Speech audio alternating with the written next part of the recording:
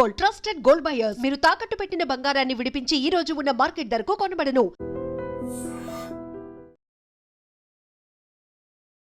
మరణం తర్వాత ఆయన కలల్ని సాకారం చేసేటువంటి సంకల్పంతో ప్రజల ముందుకు వస్తున్న మాగంటి సునీత ఈరోజు మనతో ఉన్నారు. జూబ్లీహిల్స్ ఉప ఎన్నికతో పాటు ప్రజల్లో ఎదురయ్యేటువంటి సవాళ్లు, ప్రతి సవాళ్ళని ఆవిడ ఎలా ఎదుర్కొంటారు, ఇక ఇన్నేళ్లు ఆయనతో జీవిత భాగస్వామిగా ప్రయాణం చేసినటువంటి ఆ క్షణాలని ఆమె ఎలా అభివర్ణిస్తారు, ఆవిడ మాటల్లోనే తెలుసుకుందాం. నమస్తే సునీత గారు. సో అసలు ఇలాంటి ఒక సిచ్యువేషన్లో నేను మిమ్మల్ని కలుస్తా అనుకోలేదు. As a woman I can feel that pain. Actually మీ పిల్లలతో కూడా మాట్లాడదాం అనుకున్నాం. వాళ్ళు అవైలబుల్ ఉన్నారా? లేరండి, షేక్పేట క్యాంపెయిన్కి వెళ్ళారు, వస్తారు. మాగంటి గోపీనాథ్ గారి అనారోగ్యం గురించి అసలు ఎందుకని చెప్పేసి అటు ప్రజలకు కానీ, ఇటు కార్యకర్తలకు కానీ, ఇటు పార్టీకి కానీ ఇంత కూడా ఇన్ఫర్మేషన్ లేదు, ఒక చిన్న అప్డేట్ లేదు. ఇంత పెద్ద ఇన్సిడెంట్ జరిగే వరకు తెలియదు ఎవరికి. ఎందుకనండి ఇలా అవుతుందని మేము కూడా అనుకోలేదు, ఇప్పుడు కూడా ఊహించుకోలేకపోతున్నాం. ఇంకా వస్తారేమో, ఇంటికి భోజనం పెట్టాలి, అలాగే ఆ ఊహలోనే ఉన్నాం మేము. అంటే తనకి వచ్చిన హెల్త్ ఇష్యూస్ అయ్యి కూడా బయటికి చెప్పడం ఇష్టం ఉండదు. అంటే తన ఫ్యామిలీకి సంబంధించింది బయట ఎందుకు చెప్పుకోవాలి, జనాలకి తెలిసిన, కార్యకర్తలు, పార్టీలు ఎవరికి తెలిసినా కంగారు పడతారు. దాన్ని ఇష్యూని పెద్దది చేసుకోవటం ఎందుకు, మన వరకే మనం చూసుకోవాలి అనేది ఆయనకి ఎప్పుడు ఉండేది. మాకు కూడా అదే చెప్పేది. మాగంటి గోపీనాథ్ గారు అనే కంటే కూడా గోపన్న అనే బాగా ప్రజల్లో ఆయన ఎక్కువ తెలుసు. అండ్ అది కాక అంతలా ప్రజల్లో మమేకం అయ్యారు ఆయన. సో అవన్నీ కూడా మీరు చూశారు కాబట్టి ఆ సందర్భాలు ఒక్కసారి ఇప్పుడు గుర్తొస్తే, లేదా ఆ క్షణాలు ఏమన్నా గుర్తుంటే మాకు చెప్తారా? ఎన్టీఆర్ ఉన్నప్పటి నుంచి గోపన్నే అలవాటు అందరికీ. ఈయనకి కూడా ఏంటంటే బాగా కార్యకర్తలతో ప్రజల్లో మమేకం అవటం, వాళ్ళకి ఏమైనా ప్రాబ్లమ్స్ ఉన్నా సాల్వ్ చేయటం అదొక ఇష్టం ఆయనకి.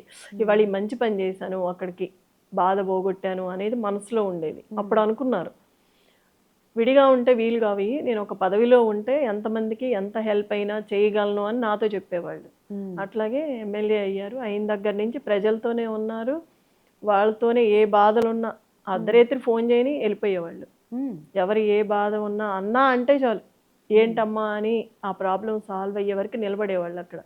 ఎవరన్నా ఏదన్నా అంటే కూడా పిలిచి కోప్పడేవాళ్ళు. ఆడపిల్లరా, ఎందుకు అట్లా చేస్తున్నావు, తప్పది, ముందు వాళ్ళకి ఇచ్చేయండి, ఏం కావాలో వాటరా ఏంది, ఇబ్బంది పెట్టొద్దని అట్లా అండగా ఉండేవాళ్ళు ప్రతి ఇంటికి. ఇప్పుడు వెళ్తే మాకు తెలుస్తుంది గోపన్న అంటే ఏంటి, ప్రజలు ఎందుకు ఇష్టపడుతున్నారు ఒక ఇంటి పెద్ద కొడుకుగా. అంటే ఫ్యామిలీ కంటే కూడా ఎక్కువ జూబ్లీహిల్సే కుటుంబం అని అక్కడే ఎక్కువ స్పెండ్ చేసేవాళ్ళు. మార్నింగ్ వెళ్తే నైట్ వచ్చేవాళ్ళు. ఎన్నో టైమ్స్ ఫోన్ చేసేదాన్ని నేను, అయినా కూడా ఒక్కోసారి చేసేవాళ్ళు కాదు. అంటే అది ఇవ్వాలి, మనం ఏదైనా తినాలి. సో ఒక్కసారి మీ ఫ్యామిలీ బాండింగ్ అండ్ ఫ్యామిలీ మీ అందరితో ఎలా ఉండేవారు ఇంట్లో? ఒక్కొక్కసారి అనేవాళ్ళు, పిల్లలతో స్పెండ్ చేయట్లేదు, నువ్వే చూసుకుంటున్నావు అని ఫీల్ అవుతారేమో పిల్లలు, నువ్వు కూడా ఏమని. నేను అనేది అట్లా ఏం లేదు, పిల్లల్ని నేను చూసుకుంటాను, మీ పని మీరు ప్రాబ్లం లేకుండా చూసుకోండి. అంటే మేము ఎప్పుడు ఇబ్బంది పెట్టేవాళ్ళం కాదు. భోజనం ఒకటి కంటిన్యూగా చూసేవాళ్ళం, తింటున్నారా లేదా, కొంచెం అది తింటే బాగుంటుంది, హెల్త్ ప్రాబ్లమ్స్ అవుతాయి. మళ్ళీ ఫస్ట్ నుంచి నా పెళ్ళైన దగ్గర నుంచి హెల్త్ ఇష్యూస్ ఏమీ లేవు. ఫస్ట్ టైం నేను చూడటం ఇప్పుడు ఈ ఇష్యూ కూడా. అంటే ఒక జీవిత భాగస్వామిగా మీతో ఉండేటువంటి విధానం అనేది, అంటే ఇన్నేళ్ళు మీరు ఆయనతో ట్రావెల్ చేశారు, ఒక వైఫ్గా ఉన్నారు, ఆ బాండింగ్ అనేది ఎట్లుంటుంది అనేది మీ మాటల్లో వినాలని ఉంది. అంటే మీరు మర్చిపోలేని విషయాలు ఏమైనా ఉన్నాయా ఆయనతో గడిపిన క్షణాలు? చెప్పాలంటే చాలా ఉన్నాయి. ఫస్ట్ టైం హాస్పిటల్లో జాయిన్ అయినప్పుడు తనకి మేలుకు వచ్చినప్పుడు నైట్ టైము బాధపడ్డారు నాతో చెప్పుకొని. పిల్లలకి నీకు ఏం చేయలేకపోయాను, చాలా తప్పు చేశాను నేను చెప్పాను. నేను అప్పుడు ధైర్యం చెప్పాను, మాకు డబ్బులు ఏమీ అవసరం లేదు, మీరు బయటకు వస్తే చాలు, మాకు దీని గురించి ఆలోచించొద్దు, హెల్త్ చూసుకోండి ఫస్ట్ అని చెప్పాను. ఒక 1 వీక్ బాధపడ్డారు. డాక్టర్ కూడా చెప్పారు, ఎందుకయ్యా నువ్వు దేని గురించి ఆలోచిస్తున్నావు అంటే, నేను చెప్పాను పక్కకు తీసుకు, మెయిన్ బాధపడుతున్నారు ఇది నేను చెప్పాను, రోజు చెప్తా ఉంటా, కొంచెం చేంజ్ చేపిస్తానని చెప్పాను. పిల్లలు నీకు చాలా అండగా ఉన్నారు, ఫ్యామిలీ ఎంత అండగా ఉన్నప్పుడు నువ్వు దాన్ని మర్చిపో, మీ మిస్సెస్ చెప్తుంది కదా మీకు ఇంత విడమర్చి, మీరు బాధపడొద్దు అని చెప్పారు.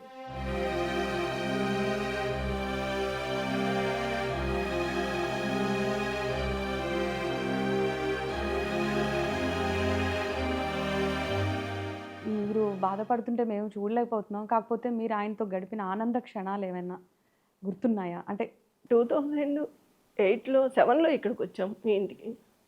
వచ్చినాక కొంచెం బెటరు. కానీ నాతో చెప్పేవాళ్ళు, మన కష్టాలు బయటికి చెప్పొద్దు, మీ మదరాళ్ళకు కూడా చెప్పొద్దు అనేవాళ్ళు, తెలియనివ్వద్దని. అంటే అంత గోప్యంగా ఉంచేవాళ్ళు. ఒకళ్ళ దగ్గర మనం వలస అవ్వకూడదు, మన బాధ మనతోనే ఉండాలి.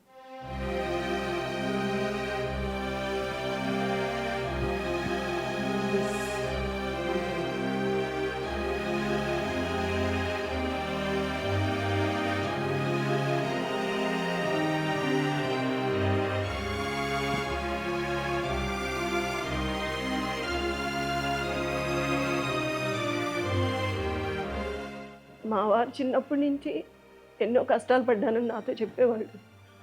అదే కష్టాలు కంటిన్యూ అయ్యాయి చనిపోయే వారికి. ఎప్పుడు సుఖపడలేదు. సో ఈ ఇష్యూస్ ఎప్పుడు కూడా ఆయన రాజకీయ జీవితాన్ని ఎప్పుడూ ప్రభావితం చేయలేదనుకుంటా. అంటే మేము దాన్ని అసలు తీసుకొచ్చేవాళ్ళం కదా. పిల్లలు కూడా పెద్ద అవుతున్నారు, వాళ్ళ మైండ్ మళ్ళీ ఎట్లా ఉంటుందో తెలియనిచ్చేవాళ్ళం కదా పిల్లలకు కూడా. బయట ఎవరన్నా చెప్తేనే తెలిసి నన్ను అడిగేవాడు ఇంటికి వచ్చి, ఇట్లా ఇట్లా అని. నేను నవ్వి వదిలేసేదాన్ని. మళ్ళీ ఒకటి చెప్తే ఇంకొకటి అడుగుతారు అట్లా. బేసిక్గా ఆయనకి మీరు ఇంట్లో చాలా ధైర్యంగా ఉన్నారా? ఎప్పుడైనా సరే ఒక మగవాడి విజయం వెనక ఒక మహిళ ఉంటుందంటారు. అలా మీరు ఆయన వెనకాల ఉన్నారు, సక్సెస్ఫుల్ మెన్ అయ్యారంటే అది వెనకాల మీ కృషి అనేది కూడా అంటే తెలుస్తోంది. ఈయనకి అండగా ఉండేదాన్ని. ఎందుకంటే ఎక్కడ ఇబ్బంది పడకూడదు, బాధపడకూడదు, ఇప్పటికే ఇంతలా ఉన్నాం కాబట్టి ముందే చేసుకొచ్చేవాడు. ఈయనకి ఏదన్నా బతుకమ్మ రంజాన్ అయి ఉంటే 1 month బిఫోరే నేను రెడీ చేసి పెట్టేదాన్ని, ఇబ్బంది లేకుండా. అసలు పండగల సమయాల్లో కూడా ఎక్కువగా ప్రజల్లోనే కనిపించేవారు. మరి ఫ్యామిలీతో టైం స్పెండ్ చేసేవారు కాదు? మేము ఎప్పుడు అనుకునేవాళ్ళం కాదు, నాన్న లేరు, ఈయన రాలేదు, పిల్లలు మేము ఎప్పుడు నాన్న అక్కడ ఒక పని మీద ఉన్నారు కాబట్టి, అది అయినాక ఎట్లాగూ మన దగ్గరకు వస్తారు కాబట్టి, వాళ్ళే ముఖ్యం కాబట్టి ఫీల్ అయ్యేవాళ్ళం కాదు మేము. ఎట్లాగూ మన కుటుంబమే అనుకునేవాళ్ళు కాబట్టి దాని గురించి పెద్దగా మేము ఇన్ని క్వశ్చన్ చేసేవాళ్ళం కాదు. అండ్ మేము విన్నాం, బతుకమ్మలు అప్పుడు కానివ్వండి, క్రిస్మస్ అప్పుడు కానివ్వండి, రంజాన్ అప్పుడు కానివ్వండి, సమ్ గిఫ్ట్స్ కూడా ఇచ్చేవాళ్ళు అనుకుంటా నియోజకవర్గం. ముందు నుంచి చీరలు ఇచ్చేవాళ్ళు. అది ఎప్పుడైతే పార్టీ స్టార్ట్ చేసిందో అప్పుడు దాన్ని పక్కకు పెట్టేసి గిఫ్ట్లు ఇవ్వటం స్టార్ట్ చేసాము. బతుకమ్మకి, రంజాన్కి, క్రిస్మస్కి, అన్ని పండుగలకి ఏదో ఒకటి ఇస్తూనే వచ్చారు ఇప్పుడు వరకు. అంటే పార్టీతో సంబంధం లేదు, పార్టీతో సంబంధం లేదు. పార్టీతో సంబంధం లేకుండా తను ఓన్గా చేసేవాళ్ళు. అదొక ఇష్టం ఆయనకి, ఇష్టంతో చేసేవాళ్ళు ఆ పని. అంటే ప్రజలు బాగుండాలి, ఏదో ఒకటి ఇవ్వాలి, వాళ్ళకి అవసరం ఉంటుంది, అట్లా ఆలోచించేవాళ్ళు. ఇప్పుడు కూడా ఏ ఇంటికి వెళ్ళినా ప్రతి ఒక్క మహిళ అదే అంటుంది, అన్న మాకు ఎప్పుడు ఇస్తారు, కిచెన్లో మొత్తం అవే అని చూపిస్తున్నారు లోపలికి తీసుకెళ్ళి. మా గోపన్న ఉంటే బాగుండేది, ఈ బతుకమ్మకు కూడా మా గోపన్న ఉంటే ఏదో ఒకటి ఇచ్చేవాళ్ళు అంటేనే మొన్న శారీస్ ఇచ్చాము బతుకమ్మకి. యాక్చువల్లీ ఫెస్టివల్స్ అనే కాకుండా గోపీనాథ్ గారు బేసిక్గా కోవిడ్ టైంలో కూడా ఫుడ్ పంపిణీ చేశారు. ఆయన స్వయంగా కుక్ చేసిన సందర్భాలు ఉన్నాయి. అది ఒకసారి మాకు షేర్ చేస్తారా? కరెక్ట్గా కరోనా టైంలో ప్రజలు ఇబ్బంది పడుతున్నారు ఫుడ్ లేక. పక్కన ఫుట్పాత్ల మీద కూడా ఉంటారు, మన కాన్స్టిట్యున్సీలో కూడా ఉన్నారు. వాళ్ళ గురించి పొయ్యి రోజంతా వెలుగుతూనే ఉండేది. మళ్ళీ ప్రోటీన్ ఫుడ్ కావాలని ఎగ్ ప్రతిరోజు, చికెన్, సాంబారు, కర్రీ అందరికి ప్యాకెట్స్ చేసి పంచేవాళ్ళు. ఏ డివిజన్కి ఎంత వెళ్ళాలి పిలిచి అప్పచెప్పేవాళ్ళు. చాలకపోతే మళ్ళీ ఎమ్మటే చేయించేవాళ్ళు. రంజాన్ వచ్చింది కరోనాలో. రంజాన్లో అలీం చేయించారు, చికెను మటను, అవి కూడా బాక్సుల్లో పెట్టి ప్యాక్ చేసి ప్రతి ఇంటికి పంపించేవాళ్ళు. మళ్ళీ అది కూడా తగ్గితే అందరికి ఇచ్చేవాళ్ళు. ఈ స్టేషన్లో కూడా అందరికీ ఫుడ్ పంపించేవాళ్ళు. ప్రతి ఒక్క స్టేషన్లో కూడా అందరికీ.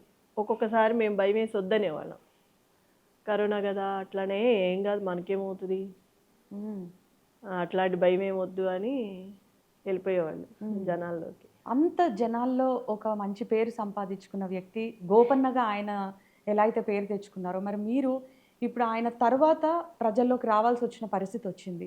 మీరు అంతలా మమేకమయ్యి వెళ్ళగలను అని మీకు మీ మీద నమ్మకం ఉందా? అట్ ద సేమ్ టైమ్ ప్రజలకి మీరు ఎలాంటి భరోసా ఇస్తారు? ఈయన ఉన్నప్పుడు చాలా చూసాం ఈయనతో ఉండి. హ్మ్. నేను వెనకమాల నుంచి సపోర్ట్ చేసేదాన్ని. ఈయన జనాలతో వెళ్ళినప్పుడు కొన్ని కొన్ని వింటూ ఉండేదాన్ని. ఇంట్లో కొన్ని కొన్ని మాట్లాడేటప్పుడు వింటూ ఉండేవాళ్ళము. కొన్ని చెప్తూ ఉండేవాళ్ళు. అలా అన్నీ తెలుసు కాబట్టి నేను బయటికి రాగలిగాను. ఏ పనైనా చేయగలుగుతున్నాను. హ్మ్. గోపన్నను చూసి చాలా నేర్చుకున్నా కాబట్టి, గోపీనాథ్ గారిని చూసి, అది నాకు ఇప్పుడు అవసరం పడింది. గోపీనాథ్ గారు ఏ ఆశయాలతో అయితే అనుకున్నారో ఈ పనులు చేయాలి ప్రజలందరికీ అని, ఆ ఆశయాలు నెరవేర్చడానికి నేను ముందడుగు వేశాను. మరి మీ బలం ఏంటి? ప్రజలే నా బలం. హ్మ్. గోపన్న ప్రజలందరూ నా ప్రజలే కదా. ఆయనకి ఎంత అండగా సపోర్ట్గా ఉన్నారో ఇప్పుడు కూడా వాళ్ళే ఉన్నారు. వాళ్ళు ఉండబట్టే నేను బయటికి వెళ్ళగలుగుతున్నా, తిరగగలుగుతున్నాను. ప్రతి ఒక్కళ్ళు నాకు చెప్తున్నారు హ్మ్. నా భర్త గురించి. ఇది చేశాడమ్మా, అది చేశాడు. మీరు అసలు రావవసరం లేదు, మీరు అడగవసరం లేదు. హ్మ్. మా గోపన్నకి మేమే వేసుకుంటామని చెప్తున్నారు. హ్మ్. సపోర్ట్ చేస్తున్నారు. అంటే మీలో ఆయనను చూస్తున్నాం అన్నారా? ఒక గోపన్న వచ్చినట్టుంది మా ఇంటికి. మా పెద్ద పాప ప్రతి ఇంటికి వెళ్ళినప్పుడు గోపన్న వచ్చాడని సంతోషపడుతున్నారు. హ్మ్. పాపని చూస్తే గోపన్న కదిలొచ్చినట్టే ఉంది మాకు. హ్మ్. పెద్ద పాప సేమ్ అలాగే ఉంది. మాట్లాడటం కానీ, నడవటం కానీ, మళ్ళీ మా గోపన్న మా దగ్గరకు వచ్చాడు అని సంతోషంగా అనుకుంటున్నాను. అయితే పిల్లలు పెద్దగా అయ్యే వరకు తల్లి బాధ్యత ఉంటుంది. సో, వాళ్ళు ఒక స్టేజ్‌కి వచ్చిన తర్వాత, ఈ ఏజ్‌కి వచ్చిన తర్వాత ఇప్పుడు తండ్రి అవసరం చాలా ఉంటుంది. ఇలాంటి సందర్భంలో అన్‌ఎక్స్‌పెక్టెడ్‌గా ఆయన లేరు. మీరేమో ఇప్పుడు బయటికి రావాల్సిన పరిస్థితి. ఎలా అన్నీ బ్యాలెన్స్ చేసుకుంటారు మీరు? మీరన్నది నిజమే. పిల్లలకి తండ్రి కావాలి. కానీ ఎవరు ఊహించంది జరిగింది. అది మేము ఎప్పటికీ తేరుకోలేము. మా పిల్లలకు కూడా అండపోయినట్టే మాకు. ఇంటి మొత్తానికి పెద్ద దిక్కుపోయినట్టే. కానీ ఉన్నాయి. చాలా ఉన్నాయి. చాలామంది ఎన్ని చేసినా కూడా మేము ఒక ధైర్యంతోనే ముందుకెళ్తున్నాం. హ్మ్. నా భర్తే నన్ను నడిపిస్తున్నాడు. ఆ ధైర్యంతోనే ముందుకెళ్తున్నాము. హ్మ్. సో, మీరు గోపన్న గారికి ఎంత వెన్నుదన్నుగా వెనకాల ఉండి మీరు ఆయన్ని ముందుకు నడిపిచ్చారో, ఇప్పుడు ఆయన తర్వాత మీరు జనాల మధ్యలోకి రావాల్సొచ్చింది. అసలు మీరు రాజకీయాల్లోకి వస్తా అని ఎప్పుడైనా అనుకున్నారా? ఆలోచన వచ్చిందా మీకు ఇంతకుముందు? ఎప్పుడూ అనుకోలేదు. ఊహించుకోలేదు అసలు. గోపీనాథ్ గారు ఇలా అవుతుందని కానీ, ఇట్లా మేము చూడాల్సి వస్తుందని ఎప్పుడూ అనుకోలేదు. ఊహించుకోలేదు. ఊహించుకోని సంఘటన జరిగింది.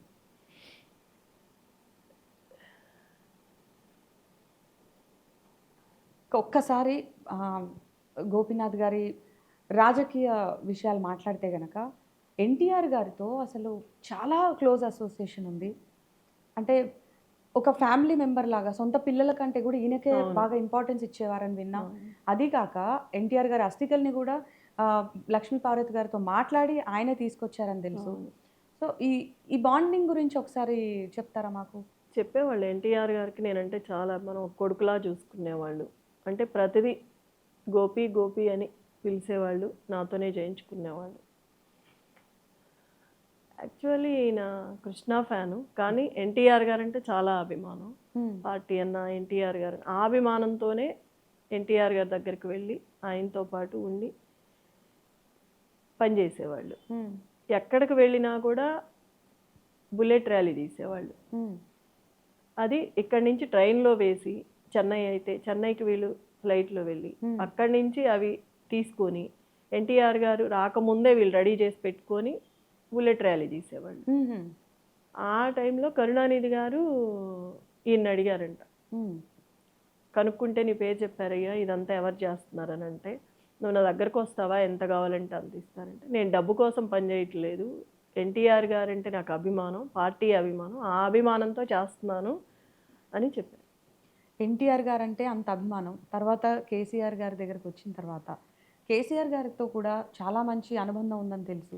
2016లో పార్టీ మారిన తర్వాత బీఆర్ఎస్లోకి వచ్చిన తర్వాత ఎప్పుడు చెప్తా ఉండేవాళ్ళు, ఎన్టీఆర్ గారి తరువాత కేసీఆర్ గారిని మించిన నాయకులు లేరు, రారు హ్మ్. అని చెప్పేవాళ్ళు. నాకు చాలాసార్లు చెప్పారన్నమాట. హ్మ్. చివరి వరకు నేను కేసీఆర్ గారితోనే ఉంటాను. హ్మ్. ఎప్పుడు వరకు ఉంటే అప్పుడు వరకు. అసలు ఈయన అంత స్ట్రాంగ్‌గా ఉండే కేసీఆర్ గారు గోపీనాథ్ గారి గురించి కంటతడి పెట్టుకున్నారంటే ఆయన చనిపోయినప్పుడు వాళ్ళిద్దరి మధ్య ఉన్న అనుబంధం అర్థం అవుతోంది. చెప్పేవాళ్ళు. ఉమ్, కేసీఆర్ గారంటే నాకు నన్ను ఒక ఆత్మీయుల్లా చూసుకునేవాళ్ళు, ఒక కొడుకులా చూసుకునేవాళ్ళు. నాకు చాలా హ్యాపీ అనిపించేది ఆయన చూస్తే, ఒక తండ్రిలాగా. అంటే అంత అభిమానించేవాళ్ళు, అంత అనుకునేవాళ్ళు, మాతో చెప్పుకునేవాళ్ళు. ఉమ్, మా ఇద్దరి గురించి బయట అంత సఖ్యత తెలియదు కాబట్టి ఏదేదో అనుకుంటారు. ఉమ్, ఆయన అంటే అంత అభిమానంతో ఉండేవాళ్ళు. ఆ అభిమానం నాకు ఆయన ఏడ్చినప్పుడు నాకు ఆయన చెప్పినవన్నీ గుర్తొచ్చాయి నాకు. ఉమ్, అందుకే చెప్పారని. అంటే ఆ రోజు నేను చూసా ఉమ్, ఆ బాధని. ఈయన చెప్పింది గుర్తొచ్చి నాకు ఎంతగా చెప్పారనంటే ఈయన గురించి మొత్తం తెలుసు కాబట్టి చెప్పగలిగారు అనుకున్నారు. అంటే ఒక కుటుంబంలో అనుకున్నారు. ఉమ్. కేసీఆర్ గారికి ఎంతలా దగ్గరయ్యారో గోపీనాథ్ గారు, మరి ఆ రేంజ్ ఆ స్థాయిలో మీరు కూడా పార్టీకి అంత విధేయతగా మీరు ఉండగలరా? పార్టీ మాకు ఇప్పుడు వరకు అండదండగా ఉంది. ఉమ్, ఈయన చనిపోయినప్పుడు కూడా చాలా అండగా ఉంది. మాకు అంత అండగా ఉన్న పార్టీని చివరి వరకు పార్టీతోనే ఉంటాను. ఆ అభిమానంతోనే నేను పార్టీకి కష్టపడి పనిచేస్తాను. మరి మీరు రోజు వెళ్తున్నారు క్యాంపెయినింగ్కి, చూస్తూ ఉన్నారు నియోజకవర్గంలో సమస్యలన్నీ కూడా. ప్రతి ఇంటికి వెళ్ళినప్పుడు మేము వాళ్ళని అడగకముందు వాళ్ళు నాకే చూపిస్తున్నారు తీసుకెళ్ళి. అన్న ఈ రోడ్డు వేశారు, ఈ వాటరు, ఈ కరెంటు, ఇవన్నీ అన్నే చేయించారు. ఎన్నో 30 సంవత్సరాల క్రితం ఉన్నాయి కూడా ఎవ్వరూ చేయలేని అన్న చేసి పెట్టారు మాకు. ఉమ్, మా ఇంటి పెద్ద కొడుకు అనుకున్నాము, ఆ దిక్కు పోయింది. మేము ఇప్పటి నుంచి ఎవరితో చెప్పుకోవాలి? మేము ఉమ్, ఎవరు చేస్తారు మాకు ఇంత ప్రాణం పెట్టి? ఉమ్, అర్ధరేత్రి అపరేత్రి అన్న అంటే ఫోన్ తీసి మాట్లాడేవాళ్ళు, ఏ పనైనా చేసి పెట్టేవాళ్ళు. ఉమ్, ఎవరుంటారు మాకు ఇప్పుడు అట్లా ఉమ్, అని ఏడుస్తున్నారు. ఉమ్, నేను చెప్పాను, మీ అన్నలాగే నేను కూడా అండగా ఉంటాను, మీకు పనులు చేసి పెడతాను. ఉమ్. గోపన్న ఏదైతే మీకు చెప్పి హామీ ఇచ్చి వెళ్ళారో అవన్నీ నేను నెరవేరుస్తానని చెప్తున్నాను. మీరు తప్పక రాజకీయాల్లోకి వచ్చారు అనే వాళ్ళకి సూటిగా మీరు ఇచ్చే సమాధానం ఏంటండి? గోపీనాథ్ గారు అనుకున్న ఆశయాలు కొన్ని మధ్యలో ఆగిపోయి ఉన్నాయి కాబట్టి అవి నెరవేర్చాలని నేను వచ్చాను. ఎమర్జెన్సీ వస్తే అర్ధరాత్రి అయినా మీరు వెళ్ళగలరా? తప్పకుండా వెళ్తాను. ఉమ్, భయం అనేదే నాకు ఎప్పుడు మొదటి నుంచి లేదు.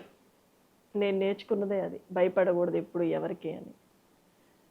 వాళ్ళ గోపన్న ఎలా అయితే వాళ్ళకి అండగా ఉన్నాడో, ప్రతి ఇంటిలో అన్న అని పిలిపించుకునేవాడు, అదే ప్రజలు అందరికీ నేను ఒక సునీతమ్మలా అండగా ఉంటాను.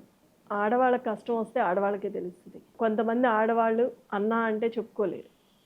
అలాంటిది ఇద్దరు ఆడవాళ్ళమే అయితే సమస్య ఉండదు. అక్కడ ఓపెన్ అయ్యి చెప్పుకోవచ్చు, నాకు ఈ బాధ ఉంది అనేది వాళ్ళకి అర్థమవుతుంది. అమ్మకి చెప్పుకోవచ్చు మనం వెళ్ళి. అన్నకంటే అన్నీ చెప్పలేము. ఆ విషయం కూడా నాతో చాలామంది చెప్పారు. అన్నకి ఒకటి చెప్పేవాళ్ళం, 2 చెప్పేవాళ్ళం కాదు. ఉమ్, ఇప్పుడు మీరు ఉన్నారు కాబట్టి, మీరు ఫ్రీగా మాట్లాడుతున్నారు కాబట్టి మేము చెప్పుకోగలుగుతున్నాము ఉమ్, అని చాలామంది చెప్పారు నాకు ఆ మాట. నేను కూడా భరోసా ఇచ్చా. అంత ధైర్యం మీకు వచ్చింది నా మీద అనుకున్నప్పుడు, నమ్మకం వచ్చింది కాబట్టి మీరు ఏ చిన్నదైనా నాతో చెప్పుకోవచ్చు, నేను ఆ సమస్య తీరుస్తాను, ఉమ్, మొహమాట పడొద్దని చెప్పాను. ఉమ్, ప్రతి ఇంట్లో పిల్లలు ఉంటారు, పెద్దవాళ్ళు ఉంటారు, అందరూ ఉంటారు. మన ఇళ్ళలో ఎవరైనా పెద్దవని, చిన్నవని, పిల్లలవని ఏదన్నా బాధ కలిగినప్పుడు అమ్మ అని అనుకుంటారు. అమ్మకే చెప్పుకోవాలనుకుంటారు ఫస్ట్, సెకండే నాన్న. ఉమ్, అట్లాంటిది ఒక ఆడదానిగా నేను వాళ్ళందరికీ ఒక అమ్మలా ఉండాలని అనుకుంటున్నాను, అవుతాను. ధైర్యాన్ని నేను వాళ్ళకి ఇవ్వగలుగుతాను. అయితే ఒకవైపు మాగంటి గోపీనాథ్ గారి చరిష్మా, మరోవైపు అధికార కాంగ్రెస్ పార్టీ చాలా కాన్ఫిడెంట్గా ఉంది, ఎలాగైనా సరే జూబ్లీ హిల్స్ స్థానాన్ని కైవసం చేసుకోవాలనే పట్టుదలతో ఉంది. మరి మీరు ఎలా ఎదుర్కొంటారు? మీ ప్లాన్స్ ఏంటి? కేసీఆర్ గారు ఇచ్చిన పథకాలు, అభివృద్ధి పనులు ఏవైతే ఉన్నాయో గోపీనాథ్ గారు ఇప్పుడు వరకు చేసుకుంటా వచ్చి జనాల్లోకి తీసుకువెళ్ళి, ఏ పథకం వచ్చినా మళ్ళీ వాళ్ళకి అందుతుందో లేదో అని స్వతహాగా తనే వెళ్ళి ప్రతి ఇంటికి, ప్రతి గడపకి వెళ్ళి ఆయన చేతులతో ఆయనే ఇచ్చేవాళ్ళు. ఈయన చేసిన అభివృద్ధి పనులే నన్ను గెలిపిస్తాయి. ఆ నమ్మకం నాకుంది. ఆ గోపన్న ఒక మాట చెప్పేవాళ్ళు ఎప్పుడు, జనాలకు మనము ఎప్పుడు ఏ కష్టం వచ్చినా అండగా ఉంటే, మనకు కష్టం వచ్చినప్పుడు ఆ ప్రజలే మనకు అండగా ఉంటారు. యాక్చువల్లీ నియోజకవర్గంలో లీడర్స్తో గోపన్న గారు ఎలా ఉండేవారు? అందరినీ కలుపుకొని పని చేసుకుంటూ వెళ్ళేవాళ్ళు, ప్రతి ఒక్కళ్ళని కలుపుకునేవాళ్ళు. అసెంబ్లీ సాక్షిగానే కేటీఆర్ గారు అన్నారు, గోపీనాథ్ గారి గురించి మాట్లాడిన సందర్భంలో, ఊపర్ షేర్వాణి అందరు పరేషాని అని చెప్పేసి. అంటే అలాంటి మాట వాడారని, ఇలాంటి ఇంట్లో ఉంటున్నారా, ఇంటికెళ్ళి కూడా చూసామని చెప్పేసి కూడా అన్నారు ఆయన. సో మీరు చెప్పండి, ఎలాంటి సమస్యలు ఉండేవి ఆయనకు అసలు? ఎందుకు బయటికి ఎవరికి చెప్పుకునేవారు కాదు? మన హైదరాబాద్ లో సామెత చెప్తారు, ఊపర్ షేర్వాణి అందరు పరేషాని. అక్కడ పోయిన తర్వాత నేను హరీష్ రావు గారు నిజంగా ఆశ్చర్యంలో నేను. గోపీనాథ్ గారు ఉండే ఇల్లు మాదాపూర్ ఆ ప్రాంతంలో చాలా చిన్న ఇల్లు అధ్యక్ష. ఎన్నడూ కూడా గోపీనాథ్ గారు గుంబనంగా చాలా ఎక్కడ కూడా తనకేమైనా ఇబ్బంది ఉన్నా చెప్పేవాడు కాదు అధ్యక్ష. అక్కడ పోయిన చూసిన తర్వాత వాళ్ళ ముగ్గురు పిల్లలు 20, 21, 22 ఏళ్ళు ఉంటాయి. ఎవరు కూడా ఇంకా పెళ్లి అవ్వలేదు, సెటిల్ అవ్వలేదు. వాళ్ళని చూసి బాధపడ్డాం. తర్వాత ఆ ఇల్లు చూసి కూడా బాధపడ్డాం, ఇంత ఇట్లా ఉన్నారా ఈయన ఇన్ని రోజుల్లో. ఎందుకంటే ఎప్పుడు ఏ ఫంక్షన్ వచ్చినా బాగా లావిష్ గా ఖర్చు పెట్టేటోడు అధ్యక్ష. ఊపర్ షేర్వాణి అందరు పరేషాన్ ఎందుకన్నా అంటే, ఎక్కడ కూడా ఏంటంటే తెలియనియలే మాకు ఈ కష్టం ఉందని కానీ ఇంకోటని కానీ. తెలంగాణ ప్రభుత్వం ఆనాడు బతుకమ్మ చీరలు అనే కార్యక్రమం ప్రారంభించినాం అధ్యక్ష. కానీ అంతకంటే ముందే గోపీనాథ్ గారు తన కాన్స్టిట్యున్సీలో బతుకమ్మకి చీర పెట్టే ఒక సంస్కృతిని కూడా తీసుకొచ్చింది గోపీనాథ్ గారు అధ్యక్ష. మనందరం గోపీనాథ్ అని ఇక్కడ పిలుస్తాం కానీ ఆయన మొత్తం కాన్స్టిట్యున్సీలో మాత్రం గోపన్నగానే పిలుచుకుంటారు. అట్లాంటి సింహంలా బతికిన మనిషి నేను ఈ బయటికి రాకూడదనే ఎన్ని పోగొట్టుకున్నా కూడా దిగమింగుకొని ఉన్నారు. కొంతమంది అనేవాళ్ళు నన్ను, సార్ అట్లా చేస్తా అంటే నువ్వు కూడా ఏమీ అనవా, ఇంట్లో ఆడాళ్ళు ఊరుకోరు కదా అట్లా అని. కాకపోతే నేను ఎప్పుడు ఒకటే చెప్పేదాన్ని, ఈయనకి అన్నీ తెలుసు, ఎప్పుడు ఏం చేయాలో తెలుసు. మేము ఎప్పుడు ఏదో చెప్పము, దేనికి అడ్డు చెప్పము. ఈయన ఏ బాటలో వెళ్తే అదే వెళ్తాము, అదే పని చేస్తాం మేము. డబ్బు లేదు అనే ఇబ్బంది కలగలేదు ఈయన ఉన్నంత వరకు. మాకు ఎప్పుడు అంటే తెలియనివ్వలేదు. మాకు ఏది కావాలన్నా మాకు ఇచ్చేవాళ్ళు, ఇంట్లో పిల్లలకు కానీ మాకు కానీ, బయట ప్రజలకు ఏ అవసరమైనా ఇచ్చేవాళ్ళు. ఆయన అనుభవించారు తప్ప మీకు ఎప్పుడు ప్రాబ్లం రానివ్వలేదు. ఇప్పుడు మాకు తెలుస్తుంది ఆ బాధ అనేది ఏంటో. ఇప్పుడు కూడా నాకు కూడా ఆయన బాటలోనే వెళ్తాను. మాకు డబ్బు కావాలి అనే ఆశ లేదు. అంత ఆశ ఉంటే ఈయనకి ఎప్పుడో అడ్డు చెప్పేవాళ్ళం. మీరు ఎవరు అడిగినా ఇంటర్వ్యూలు ఇవ్వట్లేదట, ఎందుకని? ఈవెన్ నాకు కూడా ఇంత టైం పట్టింది మీతో మాట్లాడాలంటే. అంటే నేను కొంత బాధలో ఉన్నా, ఊహించుకోని సంఘటన జరిగింది మా ఇంట్లో. నాకు కూడా ఆ బాధతో ఏమీ ఇవ్వగలనో లేదో మీ క్వశ్చన్స్కి ఆలోచించే టైం లేదు నా దగ్గర.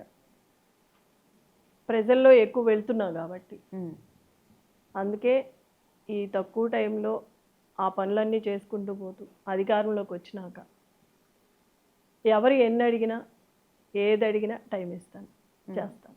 సానుభూతి ఓట్లు అని చెప్పేసి మీ విజయాన్ని తక్కువ చేసేవారికి మీరేం చెప్పాలనుకుంటున్నారు?